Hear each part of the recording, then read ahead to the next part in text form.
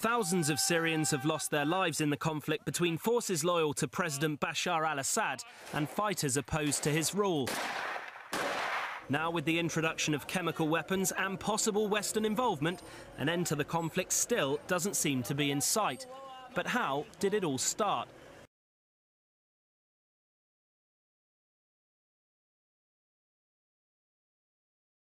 Syrian genocide is an ongoing issue. The Syrian Arab Republic has been degrading since the beginning of March 2011, and it continues to deteriorate today. According to the World Factbook, Syria is approximately 3/4 Sunni, but its government is predominantly Alawite, a Shia sect that makes up less than 15% of the population. The Genocide Watch reports that massacres and mass atrocities against pro-democracy protesters and the civilian population are being committed by Syrian security forces under the command of the al-Assad government. The Syrian government continues to call the Free Syrian Army a terrorist organization in order to justify its all-out war against the rebels and Sunni Muslim civilians. The Huffington Post reports that as of January 2015, the death toll has risen above 220,000 people. Tactics used by the government include forced starvation, chemical weapons, bombs, and torture in prisons. A lot of the genocide going on right now is based in the classic religious ideological battles of Sunni versus Shia, but in reality it is more political based, as it has come about as a result of the Syrian civil war. Safari Montage's video titled Genocide. Genocide is defined as the intentional massacre of people because they belong to a group. According to this definition, the events occurring in Syria can be called genocide. The Syrian government is killing and torturing people because they are believed to be a part of the rebel group attempting to overthrow the government. Now, some could argue that this is not genocide because not all of the people being killed identify as rebels, and some deaths have been accidental civilian deaths. But the fact that the government is targeting rebel soldiers and is killing people for that reason makes this genocide. This statement is supported by both the UN Convention on the Prevention and Punishment of the Crime of Genocide and the Statute for the International Criminal Tribunal for Rwanda. The UN Convention provides us with another definition of genocide. Genocide is defined as intent to destroy, in whole or in part, a national, ethnical, racial, or religious group. As such, killing members of the group, causing serious bodily or mental harm to members of the group, deliberately inflicting on the group conditions of life calculated to bring about its physical destruction in whole or in part, imposing measures intended to prevent births within the group, and forcibly transferring children of the group to another group. The example of Rwanda set the precedent that liability for genocide extends to those who planned, instigated, ordered, committed, or otherwise aided and abetted in the planning, preparation, or execution of one or more of the genocidal acts defined by the UN Convention. This means that yes, in fact, genocide is occurring in Syria, and even those who haven't gotten blood on their hands are still guilty. Article 25 of the Rome Statute of the International Criminal Court states that one is guilty of incitement to genocide when one orders, solicits, or induces the commission of such a crime, in this context war crimes and crimes against humanity, and that crime, in fact, occurs or is attempted. In simple words, incitement to genocide occurs when someone encourages the action of genocide, and then that action is taken out on the encourager. In the case of Syria, there was no incitement to genocide. In reference to Syria, in a report released by the UN, Special Advisor Adama Dieng, a legal and human rights expert, once said, quote, "Reprisal attacks, hate speech, and incitement to violence against a particular community have, in the past, been precursors to serious and massive violations of human rights and international humanitarian law." End quote. However, these attacks and speeches never had the purpose of encouraging the horrific acts occurring today. The protesters' demands started with democratic reforms, release of political prisoners, more freedom, abolition of emergency law, and an end to corruption. They then shifted towards the call for the overthrowing of the Assad government. After the shift in focus of the protesters is when the Syrian army started a series of large-scale deadly military attacks on towns using tanks, infantry characters, and artillery. This led to hundreds of civilian deaths. Neither protester nor civilian asked for that, or encouraged it, meaning there is no incitement to genocide. The two main players in this situation would be the Syrian government and Syrian civil groups. The government of the state bears most of the responsibility for this genocide. As I explained earlier, the Syrian government is targeting pro-democracy protesters within the state.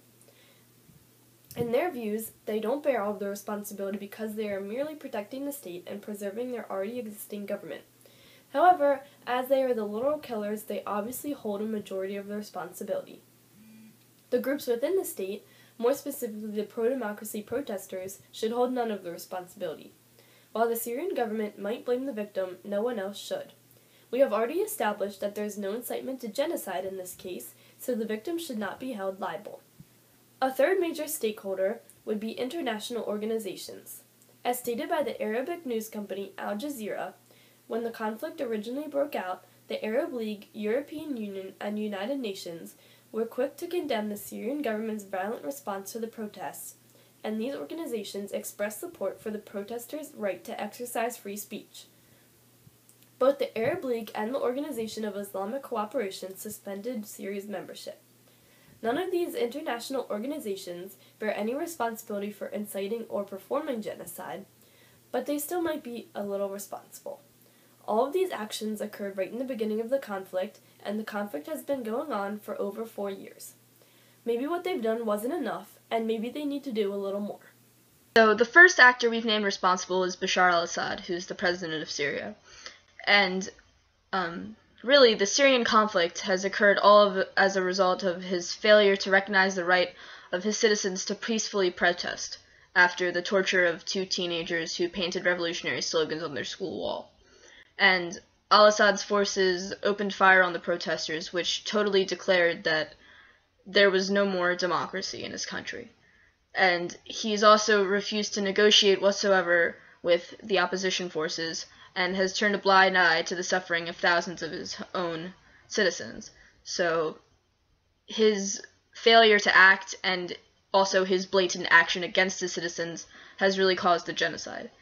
Now, according to the Rwandan Tribunal on Genocide by the UN, which charged Edward Karamara and Matthew Ngurumpatse to life in prison for conspiracy to commit genocide, incitement to genocide, complicity in genocide, and other charges relating to crimes against humanity and genocide against the Tutsi population of Rwanda, would apply best to Assad's situation, because Karamara and Ngurumpatse were the leaders of the Rwandan government and directly served as leaders of the genocide and key actors in the genocide.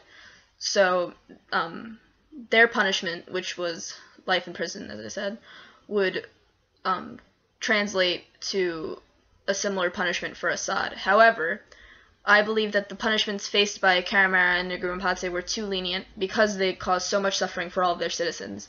And al-Assad should actually receive the death penalty for the severe crimes and for the destruction he caused for his whole country and for thousands of families and people in his country.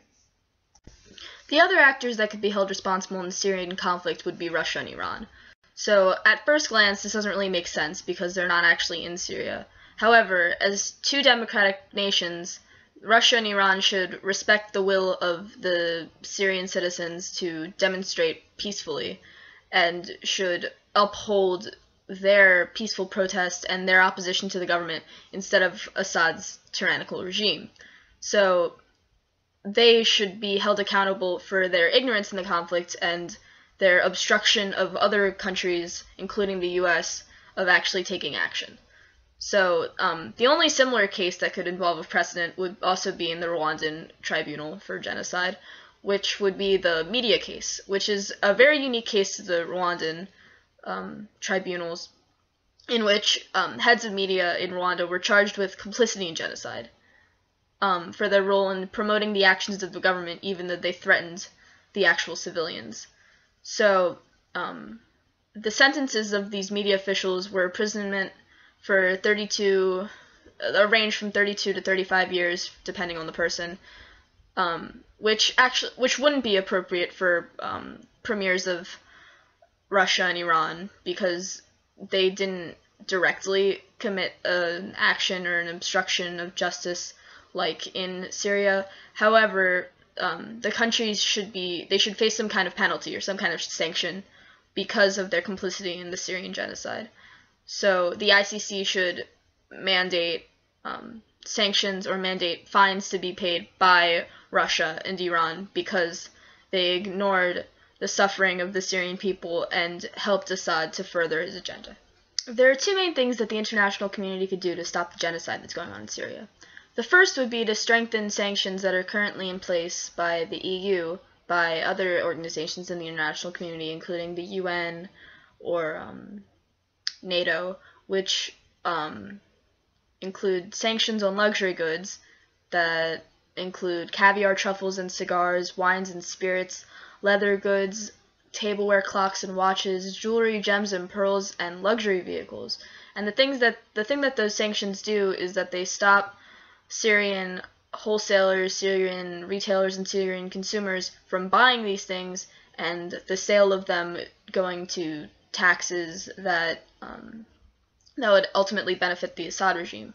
And the international community could also adopt the EU's other sanctions, which include the sanctions on chemical weapons that stop Bashar al-Assad's regime from making weapons that could be directly used to harm his citizens. The other thing the international community could do to resolve the conflict without ICC action would for the US and other strong democratic nations to take direct military action in Syria. And according to the McCain Institute, the U.S. failure to act so far has really led to the ability for terrorist groups like ISIS and al-Qaeda to take more control of Syria and to really actually inhibit the Assad regime from furthering their objectives. So not only you have Assad causing his genocide, but you have ISIS attacking innocent civilians and destroying holy sites, which really just creates a disaster in the whole area. And however, the Assad regime doesn't have enough power to reclaim areas that are captured by ISIS, nor do they really want to, because ISIS supports the Assad regime in Iran, which poses a threat to America's greatest Middle Eastern ally, which is Israel. So the U.S. has the U.S. should back the Sunni population in Syria in order to help them fight against the oppressive Shia Assad regime and the ISIS soldiers. Now, according to Andrew Tabler, who's a senior fellow in the program on Arab politics at the Washington Institute, and Michael Doran, who's a senior fellow at the Hudson Institute, Syria isn't defined by only the Sunni and Shia extremes. There remains a moderate middle that could govern and deserves support. So if the U.S. wanted to take action in Syria militarily, they could arm the moderates in order to have them make a real strong democratic government that would last, unlike the Assad regime, which is currently oppressing them. Now, Tabler and Doran have also said that the current situation won't be resolved on its own, and the only way to a solution in the region of Syria and the Levant is to defeat the Jihadistan, which is the control of the area by jihad militant groups like ISIS, through much more assertive U.S. intervention.